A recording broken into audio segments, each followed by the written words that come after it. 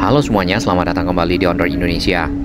Kita berada di atas rangkaian LRT Jabodebek yang padat penumpang pada jam pulang kerja di sore hari dari arah Duku Atas menuju ke arah Cawang.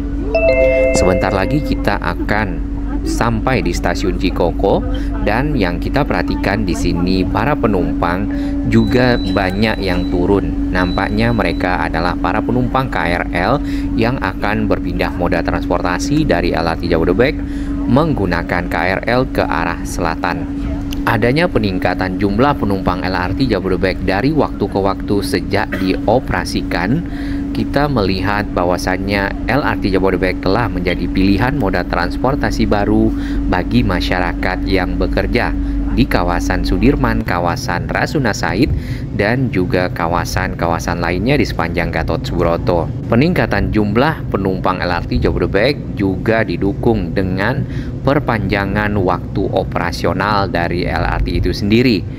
Dari tabel berikut kita dapat melihat pada weekdays ya ataupun di hari kerja dari arah Jatimulya ke arah Duku Atas itu beroperasi mulai dari jam 6.46 sampai pukul 22.29 malam.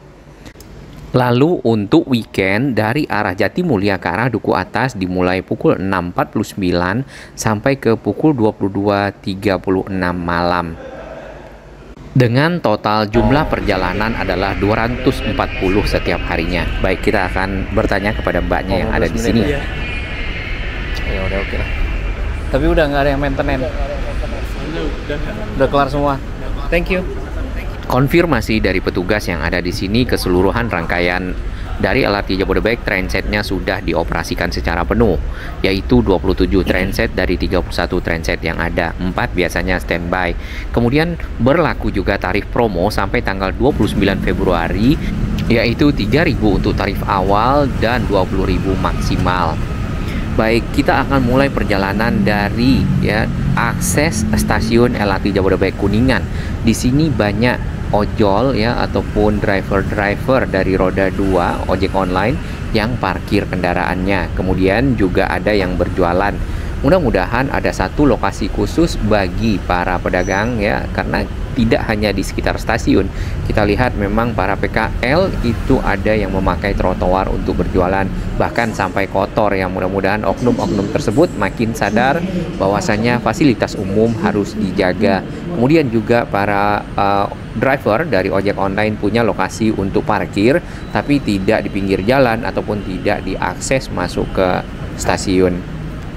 Dengan jumlah trainset ataupun rangkaian kereta yang sudah dioperasikan secara maksimal, maka waktu tunggu atau heading time dari kereta akan menjadi lebih singkat. Ditambah lagi perjalanan yang kita lihat di tabel tabel waktu tadi yang di awal adalah sampai dengan 240 perjalanan setiap harinya. 120 dari Duku Atas ke arah Bekasi, Jatimulya, dan sebaliknya. Kemudian 120 dari Duku Atas ke arah Cibubur dan sebaliknya.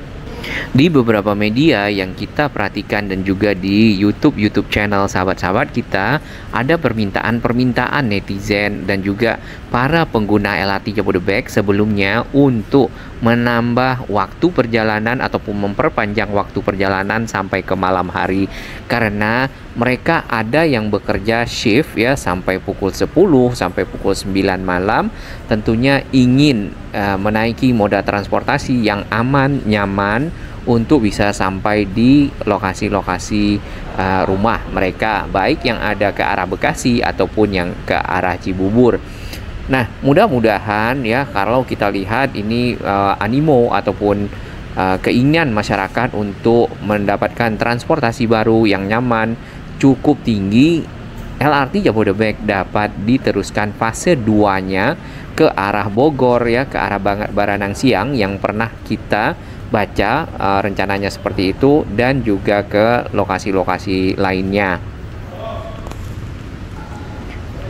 Untuk jurusan yang sekarang ada, yaitu Bekasi Line dan Cibubur Line, sebenarnya itu adalah jalur yang juga padat penumpang, sehingga kita melihat di sini banyak para penumpang yang memang menggunakan LRT Jabodebek untuk mobilitas.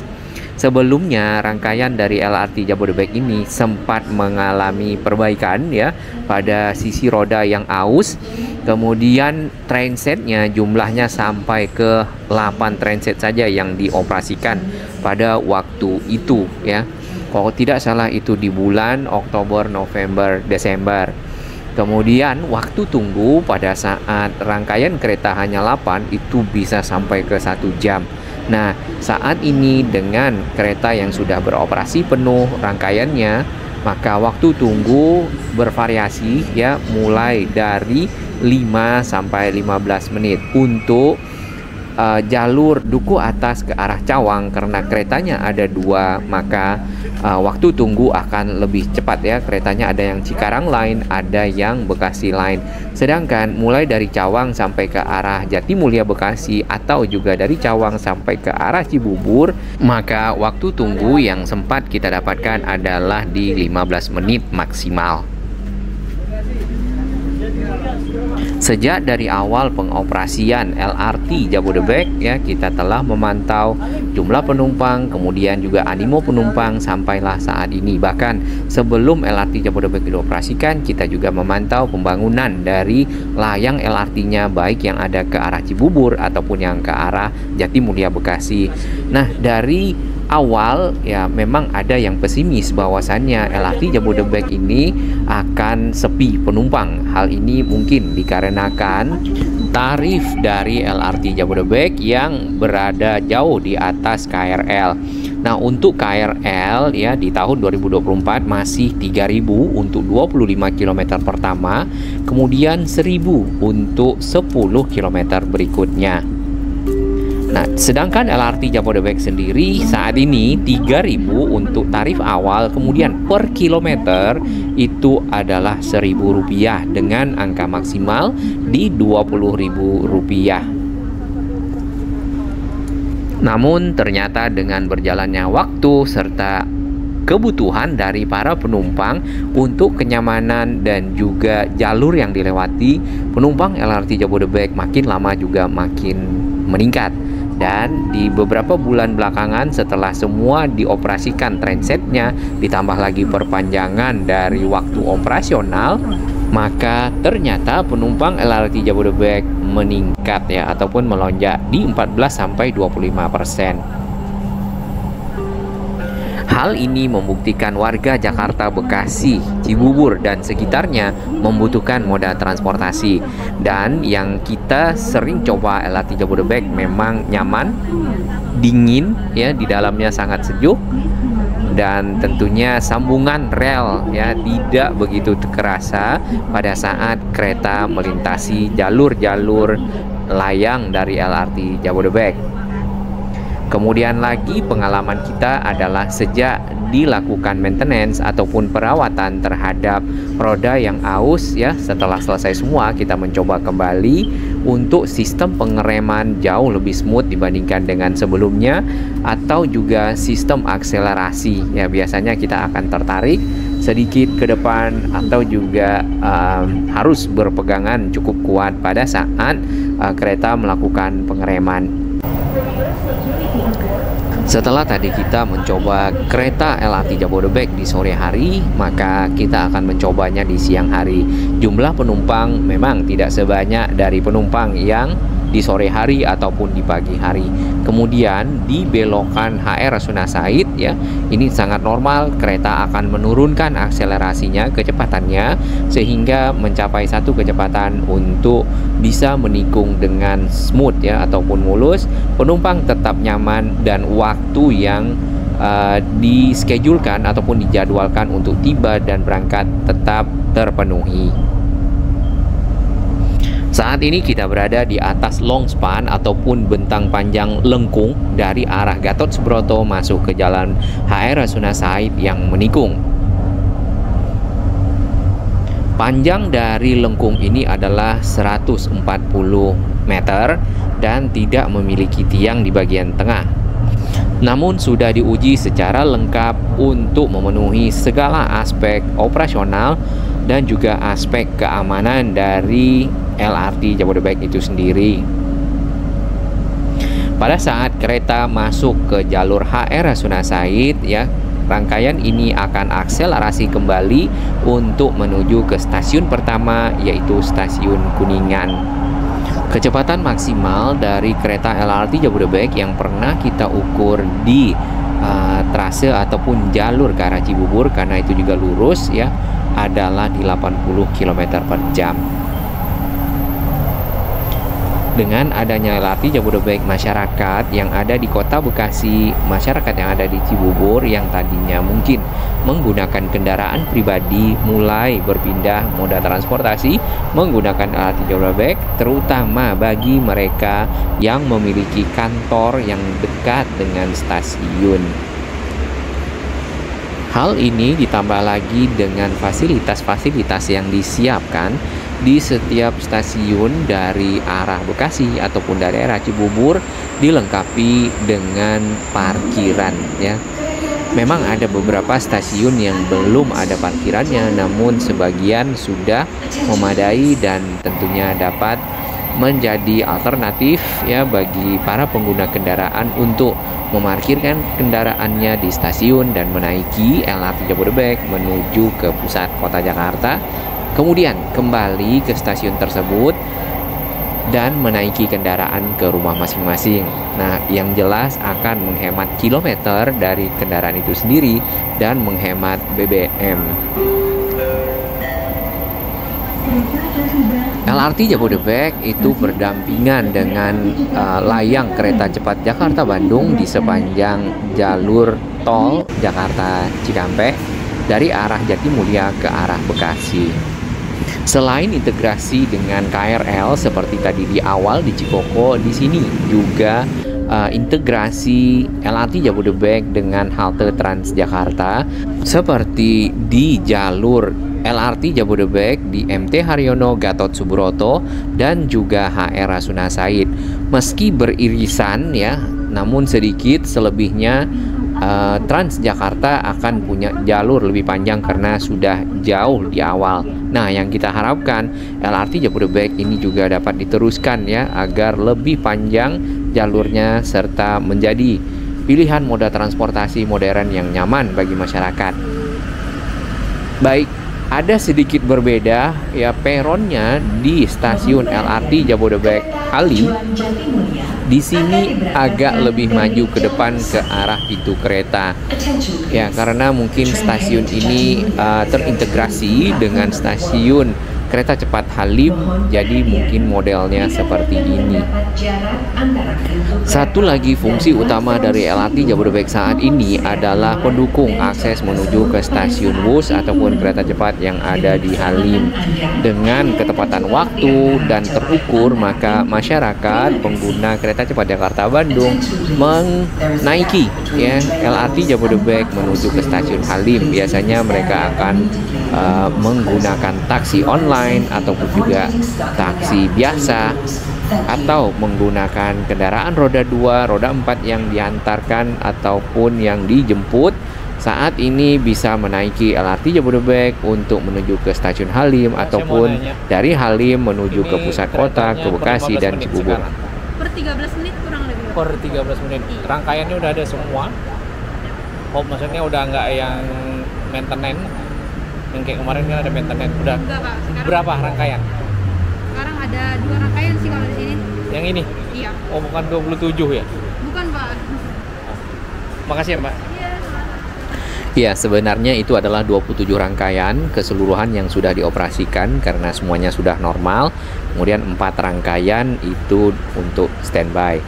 Untuk menuju ke stasiun kereta cepat Jakarta-Bandung Halim, di sini harus, ya, naik ke atas terlebih dahulu menyeberang karena keretanya berada di jalur seberang kalau dari arah pusat kota untuk bisa menuju ke lorong ataupun jalur yang menghubungkan stasiun kereta cepat Halim dan stasiun LRT Jabodebek Halim. Ternyata pemandangannya menjelang sore hari di sini, ya, ada matahari tenggelam, banyak juga diabadikan momennya oleh para penumpang kereta cepat.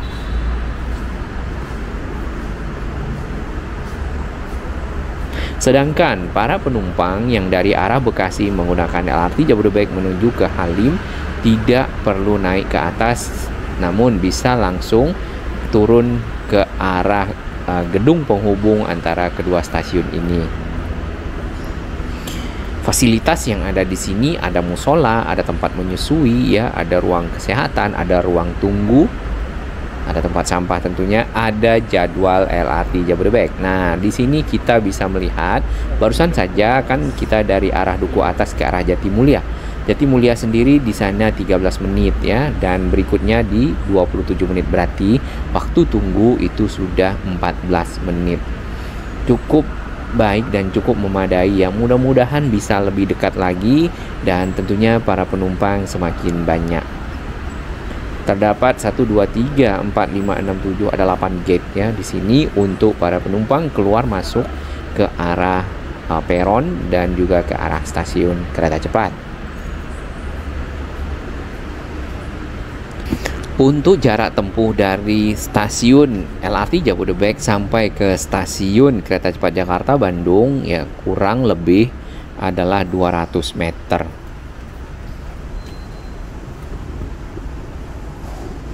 Dengan berjalan kaki tentunya ini akan lebih mempercepat ya akses penumpang menuju ke stasiun yang diinginkan.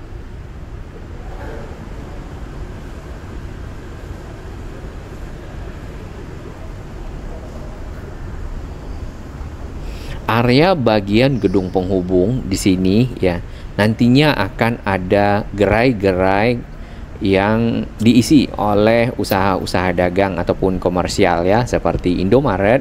Kemudian di bagian sana mungkin akan ada tempat makan dan minum ya. Kita akan komunikasi lagi dengan mbaknya. Ini tadi video kita di awal. LRT-nya semuanya sudah 27 rangkaian. Udah full. Rangkaiannya udah full. Udah beroperasi semua. Oh, ini sudah? Udah, berarti nggak ada, saya sih baru dari Duku Atas. Berarti heading time-nya udah 8 menit. Kita ke 15 menit Bapak di sini. Oh. Dari Duku Atas. Oke. Ya. Tapi yang ke arah Ada Cawang. 2 jalur. Baik, kita akan teruskan perjalanan melihat-lihat sedikit stasiun kereta cepat Jakarta Bandung Halim yang terhubung melalui lorong yang cukup panjang ke arah stasiun LRT Jabodebek Halim. Nah, di sepanjang lorong ini terdapat area kuliner yang bisa ya dibeli oleh masyarakat, makanan, minuman, snack dan lainnya sebelum menuju ke ruang tunggu ataupun area keberangkatan stasiun kereta cepat Halim. Di pintu masuk area kuliner di sini disambut oleh patung ondel-ondel, ada 2 yang baju kuning dan baju biru Abang None. Nah, kemudian di sisi kanan ini adalah para pedagang ya UMKM nampaknya di bawah manajemen Sarinah Bakul Bazar Kuliner yang menjajakan makanan dan minuman untuk dapat dibeli oleh masyarakat. Di bagian kirinya ke arah kaca di sini disiapkan tempat duduk dan juga bangku bagi yang sudah membeli makanan dan minuman dapat memanfaatkan bangku dan meja tersebut untuk makan dan minum. Nah, hanya saja memang secara posisi dari bangku tersebut atau mejanya itu berada sedikit ya beririsan dengan jalur guide block ataupun jalur yang ubin yang dipergunakan oleh para tunanetra untuk penunjuk jalan. Ini adalah calon para penumpang kereta cepat baik yang baru datang, yang akan berangkat dan juga ada yang baru datang seperti ini.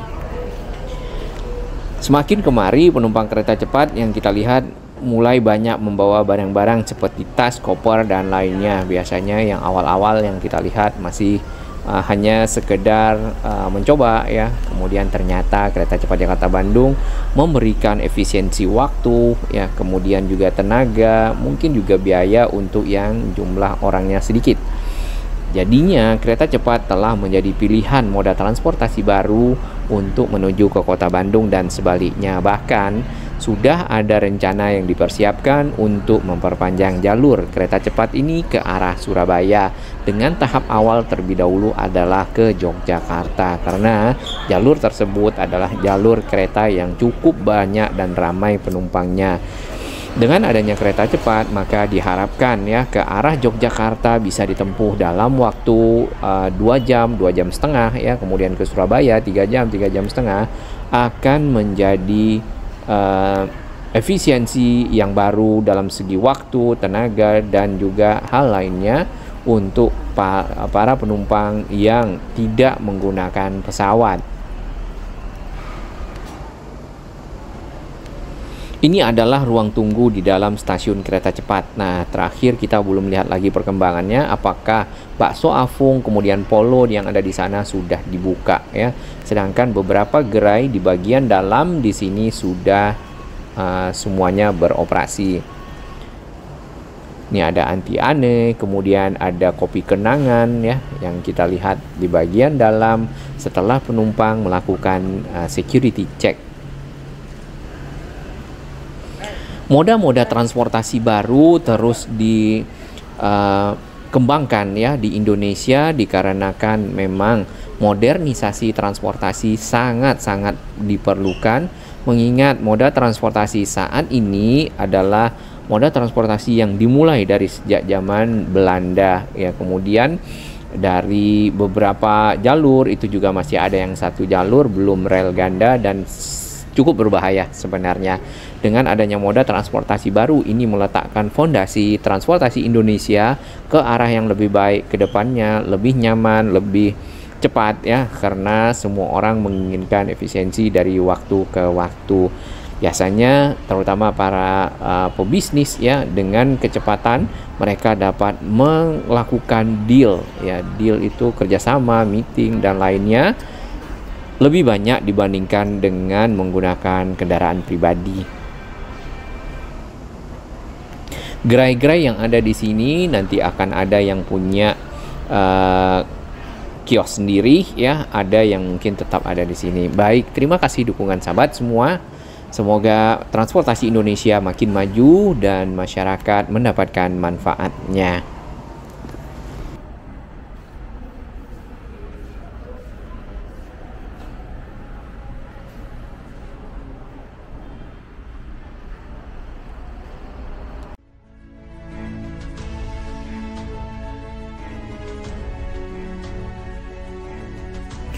Bagi sahabat kami yang baru menemukan channel ini, silakan subscribe dan ikuti perkembangan informasi transportasi, infrastruktur lingkungan, Jakarta, Jawa Barat, dan sekitarnya menuju Indonesia yang lebih baik.